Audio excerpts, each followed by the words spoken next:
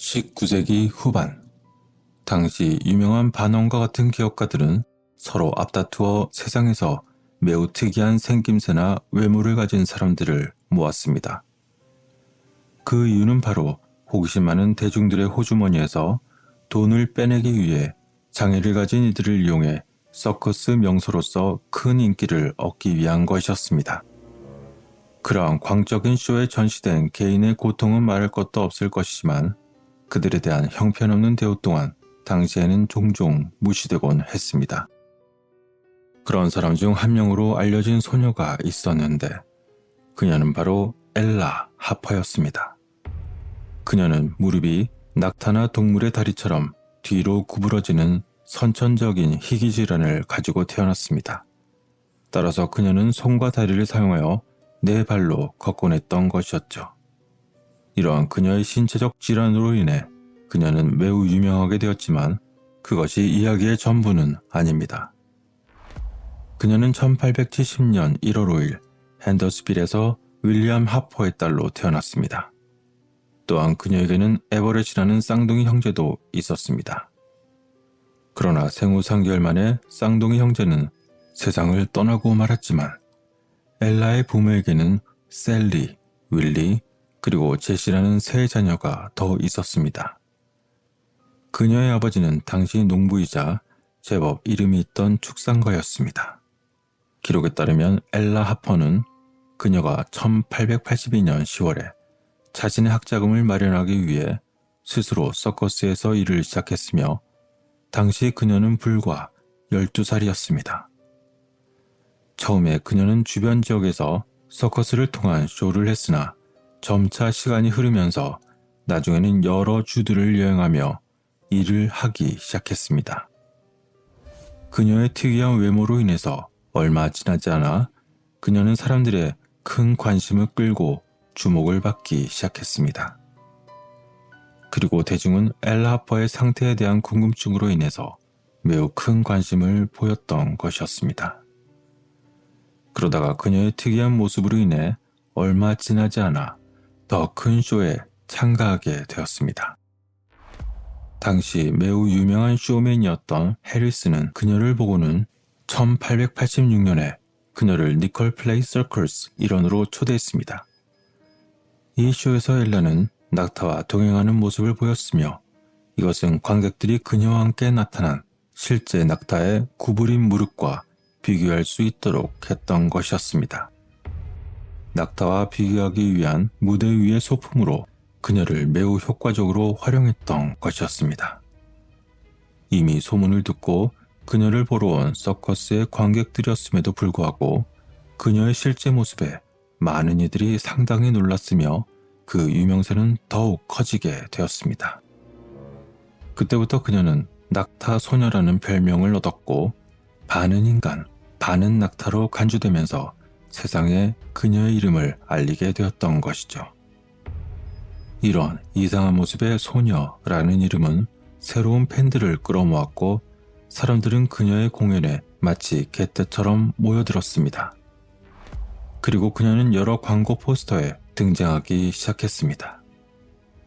게다가 엘라 하퍼의 모든 공연에서는 막이 오르기 전에 그녀의 상태를 설명하는 피치 카드가 청중들에게 배포되기도 했었던 것이었죠. 그 피치 카드에는 무릎이 뒤로 젖혀지는 낙타 소녀라는 내용으로 되어 있었으며 사진과 같이 발과 손으로 가장 잘 걸을 수 있다고 적혀 있었습니다.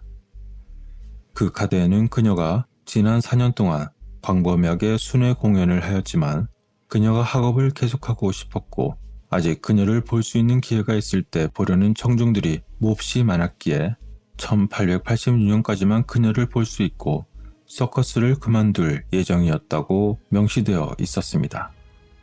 따라서 그녀를 볼 수 있을 때 보러 온 당신들은 행운아라는 의미를 포함하고 있었던 것이었죠.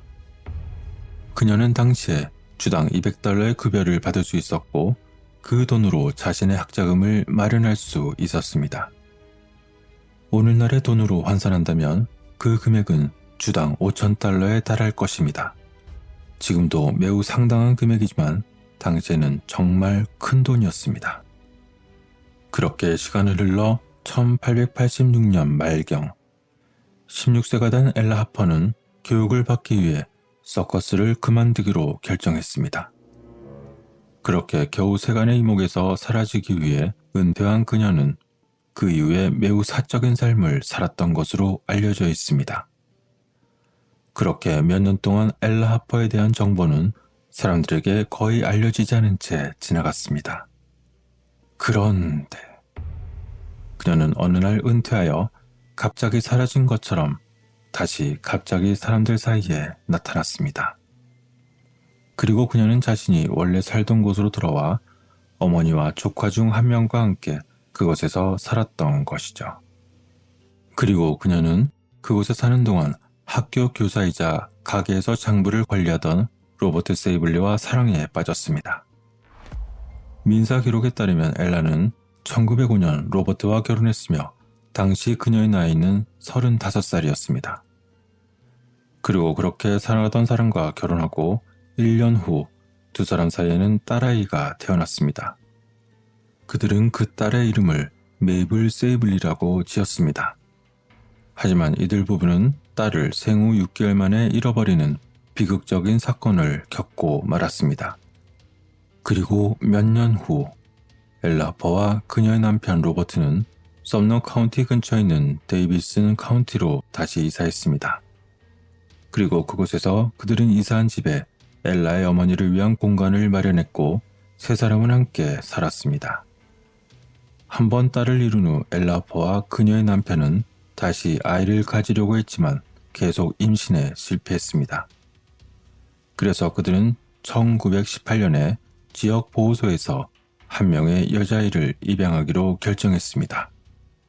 부부는 여자아기의 이름을 줄 세이블리라고 지었습니다.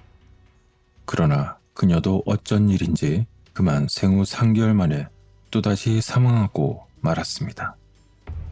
그렇게 연속적으로 아이를 잃어버린 슬픔을 겪은 채 1920년에 엘라 하퍼와 그녀의 남편은 마음을 새롭게 하기 위해 다시 내슈빌로 이사했습니다. 그리고 기록에 따르면 엘라는 1921년 12월 19일 아침 8시 15분에 사망하고 말았습니다. 그녀는 대장에 문제가 있어 시름시름 앓다가 그만 집에서 세상을 떠났다는 것이었으며 당시 그녀의 나이는 51살이었습니다. 그리고 그녀의 어머니도 그녀가 죽은 지 얼마 지나지 않아 1924년에 사망하고 말았습니다.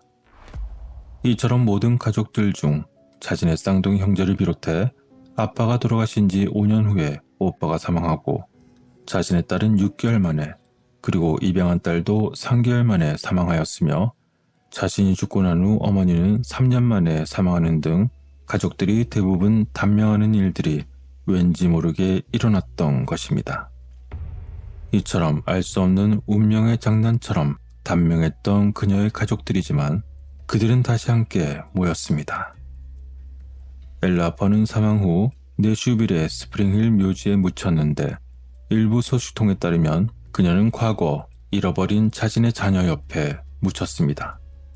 그리고 그녀의 무덤은 그곳의 오래된 구역에 있는 자신의 하퍼 가족들이 묻혀있는 부진에 있습니다. 이러한 엘라는 당시 자신을 위해 모든 부끄러움을 극복하고 상당한 돈을 벌었고 학업을 위해서 결단력 있게 서커스를 탈출할 수 있었으며 그녀가 사는 동안 여러 가지 많은 슬픔이 있었음에도 불구하고 결국에는 사랑하는 남자에게서 행복을 찾았습니다. 그리고 최후에는 사랑하는 가족들이 모두 모여있는 곳에서 함께 묻혔던 것이죠. 이처럼 기이한 신체와 운명을 가지고 태어났던 엘라 하퍼. 그러나 그녀는 자신을 구경거리로 돈을 벌고 재미로 바라보던 사람들은 뒤로 한 채 힘든 운명을 맞서며 용기 있게 살았던 그녀의 굳건했던 삶은 영원히 기억될 것입니다. 오늘의 이야기는 여기서 마치도록 하겠습니다. 시청해주셔서 감사합니다.